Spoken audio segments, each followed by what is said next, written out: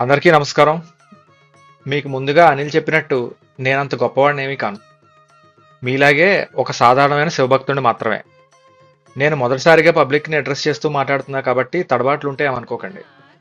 ఇంకా టాపిక్‌లోకి వెళ్తే అరుణాచలం. ఈ అరుణాచలం గురించి నాకు తెలిసిందేదో చెప్పమని నా కుటుంబ సభ్యులు, మిత్రులు చాలా రోజుల నుంచి అడుగుతున్నారు.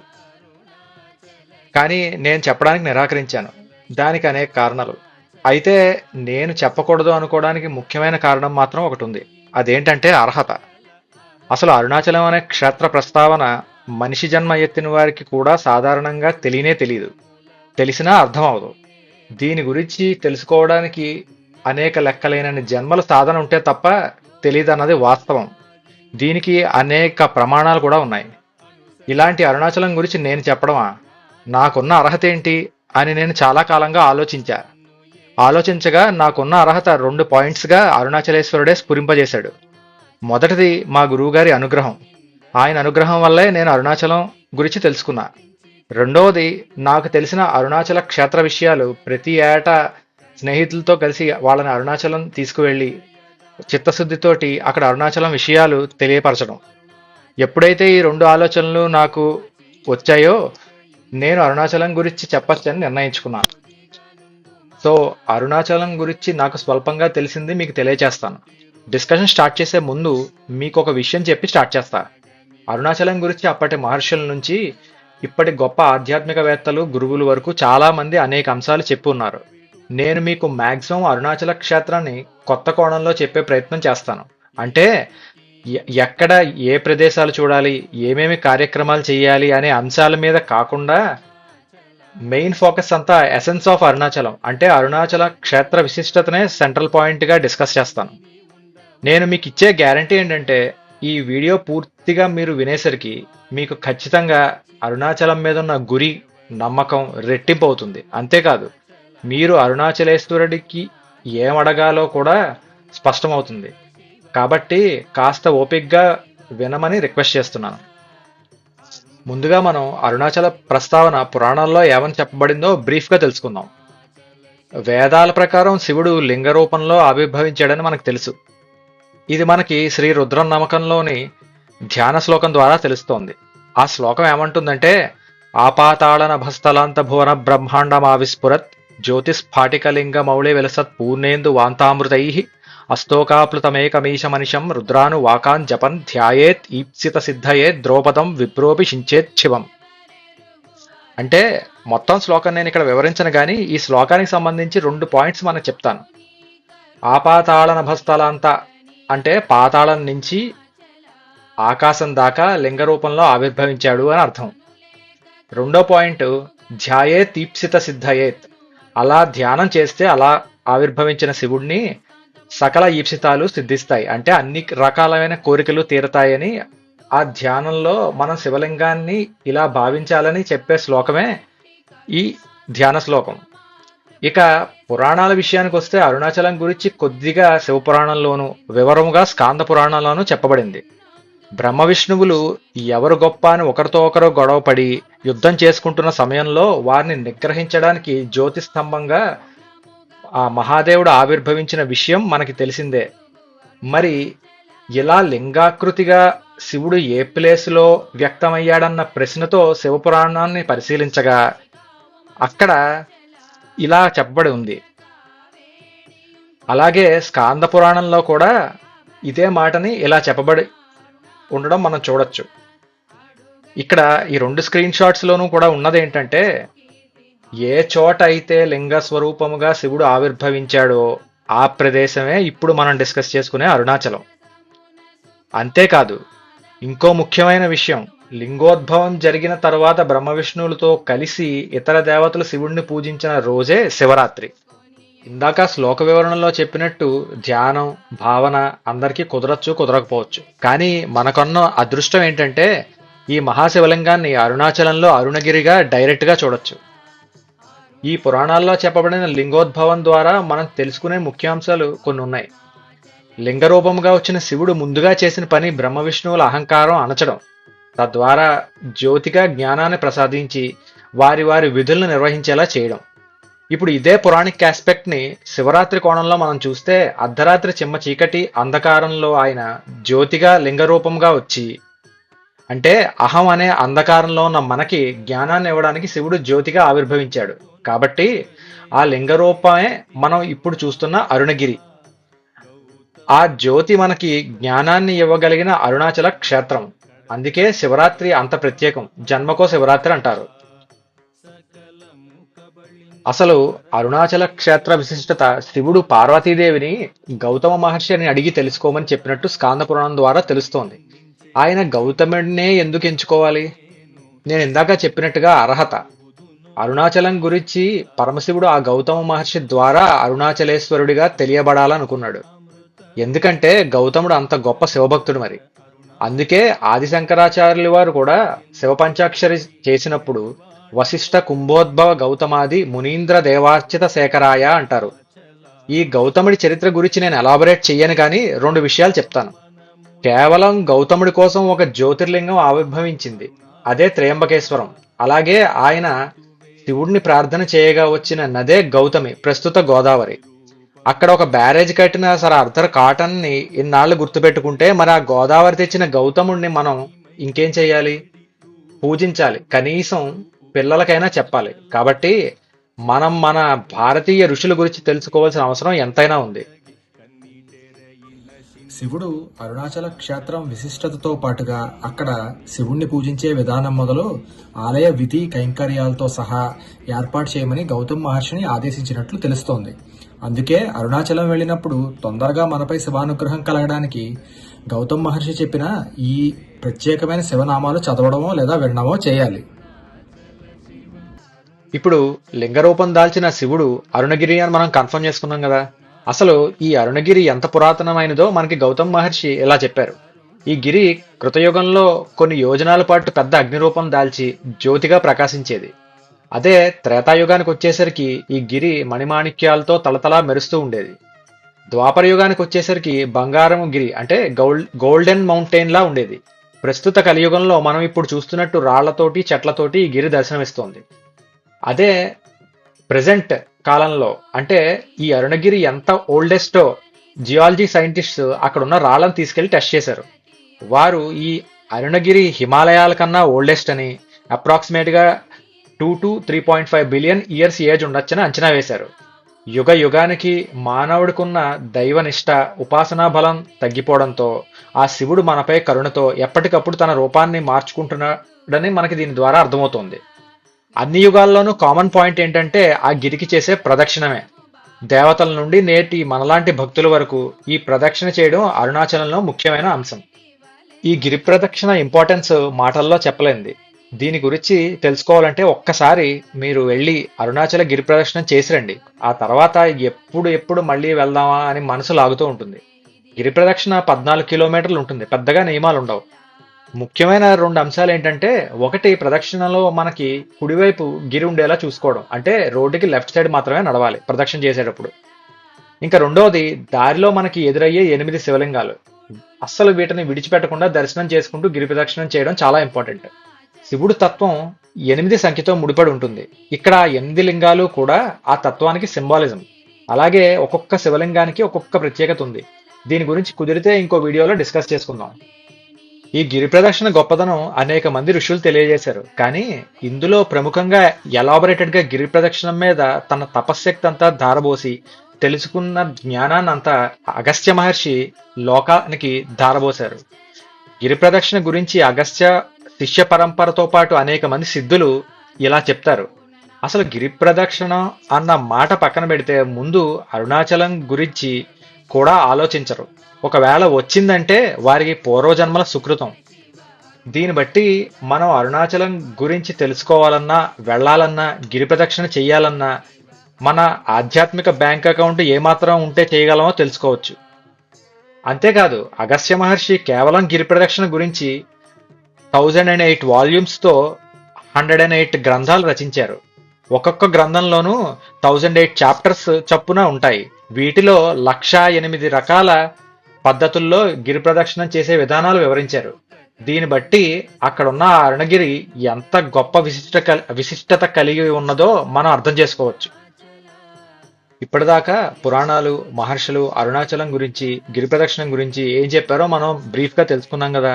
ఇప్పుడు మనం మోడర్న్ అరుణాచలం గురించి డిస్కస్ చేద్దాం. అసలు ఈ అరుణాచల దేవాలయం చూస్తేనే మన అందరికీ కడుపు నిండిపోతుంది. ఆ దేవాలయం, ఆ గోపురాలు, ఆ రాజసం, దేవాలయం వెనుకున్న అరుణగిరి తాలూకా వైబ్, ఆ టెంపుల్ ప్రిన్సెస్ లో ఉన్న సైలెన్స్, ఇక గర్భాలయం గురించి మనం మాట్లాడుకుంటే వెళ్ళిన వారికి మాత్రమే తెలుస్తుంది. బయట బయట మంచు పడేంత చల్లగా ఉన్నా కూడా అక్కడ మాత్రం చాలా వేడిగా ఉండి చెమటలు పట్టాల్సిందే. ఎందుకంటే మీకు తెలిసిందే, అది పంచభూత లింగాల్లో అగ్నిని రిప్రజెంట్ చేస్తుంది. అయితే ఇది భౌతికంగా వేడి ద్వారా వ్యక్తమైనప్పటికీ ఆత్మకు సంబంధించి అది జ్ఞానాగ్ని. ఇది ఎందుకు జ్ఞానాగ్నో కొంతసేపట్లో మీకు తెలియజేస్తాను. ఇంకా ఆలయం ఎప్పుడు కట్టారు, ఎవరు కట్టించారు, ఎన్ని ఉపాలయాలు ఉన్నాయి అనే అంశాలు మీకు చాలా మంది చెప్పగా తెలియచ్చు, లేదా ఇంటర్నెట్లో దొరుకుతాయి. కానీ నేను ఇక్కడ ప్రస్తావించాలనుకున్నది ఆర్కిటెక్చరల్ ఆస్పెక్ట్ పాయింట్ ఆఫ్ వ్యూలో రెండు గోపురాల గురించి.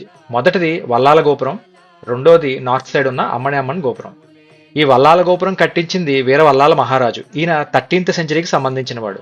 ఆ టైంలో అరుణాచలాన్ని క్యాపిటల్ గా చేసుకుని పరిపాలిస్తున్నాడు. ఆయనకి 2 భార్యలు, అయితే వీరికి సంతానం లేదు. ఆయన అరుణాచలేశ్వరుడి ఆలయం నిర్మాణంలో చాలా ముఖ్యుడు. అంతేకాదు తిరువన్నామలై అంతా కూడా చాలా వరకు డెవలప్ చేసింది ఈయనే. పైగా ఆయనకున్న శివభక్తి అపారం. అప్పటి ముఘల్ సామ్రాజ్యంలో నలిగిపోతున్న సనాతన ధర్మాన్ని నిలబడ్డానికి ఆయన అనేక యుద్ధాలు చేసి ధర్మానికి పాటుపడ్డాడు. కానీ సంతానం లేని ఆయన్ని బాధించేది. రాజ్యం గురించో వారసత్వం గురించో కాదు, తనకి అంత్యక్రియలు, అలాగే ప్రతి సంవత్సరం వచ్చే ఆబ్దికం పెట్టడానికి పుత్రుడు లేడని ఆయన బాధ. ఇలా ఉండగా ఇంతలో ఆయన 1342-43 సంవత్సరంలో తిరుచిలో మొఘల్ సేనకి చిక్కి వీరమరణం పొందాడు. అదే సమయానికి అరుణాచలంలో తెప్పోత్సవం జరుగుతోంది. ఈ వార్త తెలిసేసరికి తిరువన్నామలై అంతా మోగబోయింది. అంత్యక్రియలు ఎవరు చేయాలన్న విషయం వీరవల్లాల మహారాజు ఎప్పుడూ ఎవరికి చెప్పలేదు. ఇలాంటి సమయంలో సాక్షాత్తు ఆ పరమేశ్వరుడే కొడుకుగా వచ్చి అంత్యక్రియలు వల్లాల మహారాజుకి నిర్వహించాడు.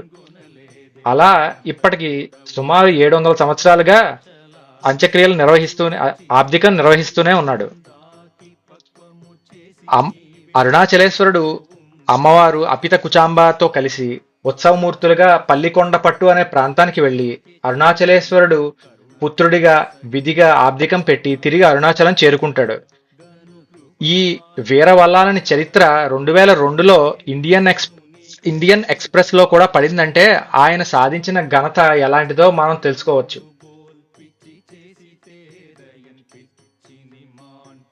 దీన్ని బట్టి చూస్తే అసలు అరుణాచలంలో శివుడి కారుణ్యానికి అంతులేదన్న విషయం స్పష్టమవుతోంది. నాకైతే రమణ మహర్షి రాసిన రమణాక్షరమాలలో ఈ లైన్ గుర్తొస్తుంది. కనిన జనని కన్నా ఘన దయదాయక నీ అనుగ్రహం అరుణాచల అని. ఆయన కట్టించిన ఈ గోపురమే వల్లాల గోపురం. సరే, ఇక రెండోది నార్త్ గోపురం.